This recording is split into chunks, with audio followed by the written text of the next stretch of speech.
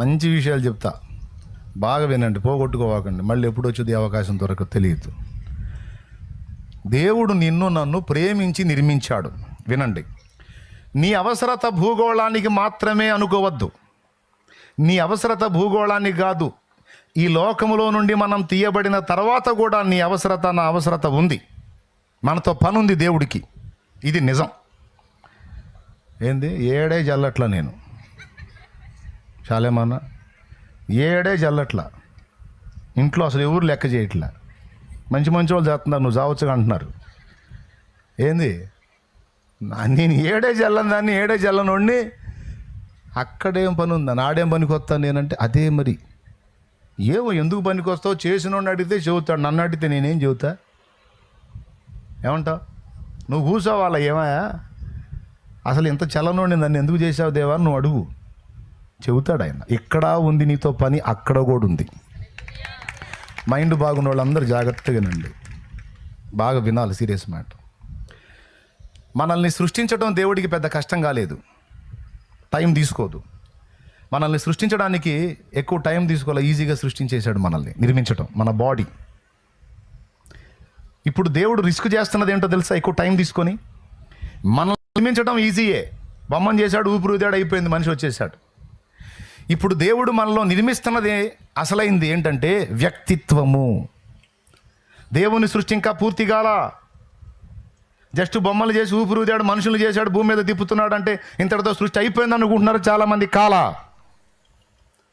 సగమే అయింది, సంపూర్ణం కాల. ఇంకా ఏంటి సంపూర్ణం అంటే మనల్ని తన పోలికగా తన స్వరూపములోనికి మార్పు చెందించినప్పుడు తన పని కంప్లీట్ అయింది. అర్థమైందా? మనల్ని రకరకాల అనుభవాల గుండా తీసుకెళ్ళి మన వ్యక్తిత్వాన్ని నిర్మిస్తున్నాడు ఆయన. మన బాడీని నిర్మించడానికి ఈజీయే, కానీ మన క్యారెక్టర్ని డిజైన్ చేయడానికి బోల్డ్ అంత రిస్క్ అవుతుంది. దానికి బోల్డ్ అన్ని కలిపి రప్పించాల్సి వస్తుంది మన బ్రతుకులోకి. ఇది అర్థమైందా మీకు అసలు ఎప్పుడన్నా? మనల్ని ఇక్కడ పనికొచ్చేటట్టు చేయడానికి, అక్కడ కూడా పనికొచ్చేటట్టు మనల్ని మార్చడానికి ఆయన సంకల్పమైంది. ఎలాగో బైబిల్లో చూపిస్తా. మీరు ఎప్పుడన్నా ఊహించారా దేవదూతలకు మనం తీర్పు తీరుస్తామని? చూడు, 1 కొరింథీ పత్రిక 6వ అధ్యాయము 3వ వచనం చదువు.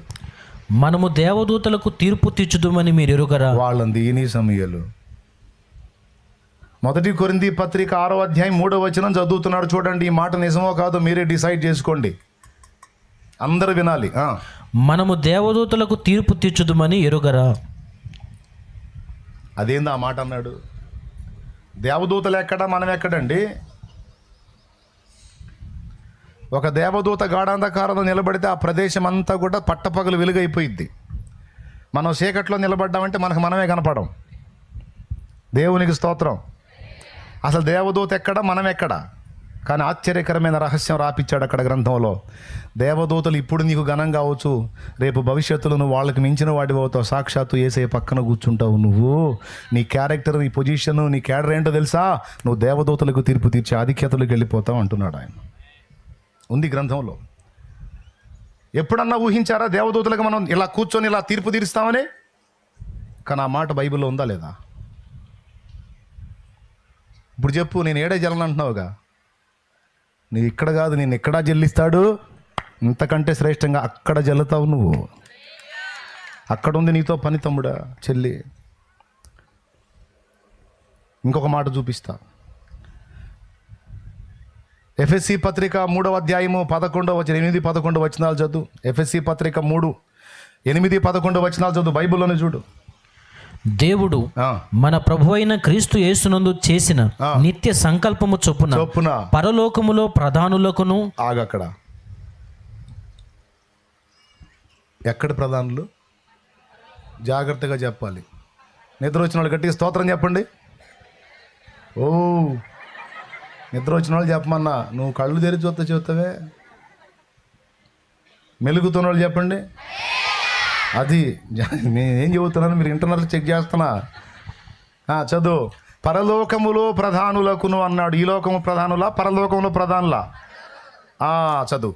పరలోకములో ప్రధానులకును అధికారులకును సంఘము ద్వారా. ఆ సంఘం ఎక్కడిది? సంఘం భూమి మీద, పరలోకంలోదా? అంటే సంఘం అంటే ఎవరు? సంఘం అంటే ఎవరు? జనం అనవాకు. సంఘం అంటే మనం, నేను అను. చెప్పు, నేను. రైట్, నువ్వు సంఘం, నేను సంఘం, మనందరం కలిసిందే సంఘం. ఇక్కడ నుంచి తీయబడే ఈ సంఘమట పరలోకములో ప్రధానులకు అధికారులకు దేవుని యొక్క నానావిధ జ్ఞానము చెప్పాలట. అది ఆయన దయాపూర్వక నిత్య సంకల్పం అట. నేను చెప్పాను, ఆడుందా? చూడు ఒకసారి, నీ బైబిల్లో కూడా అదే ఉంటుంది.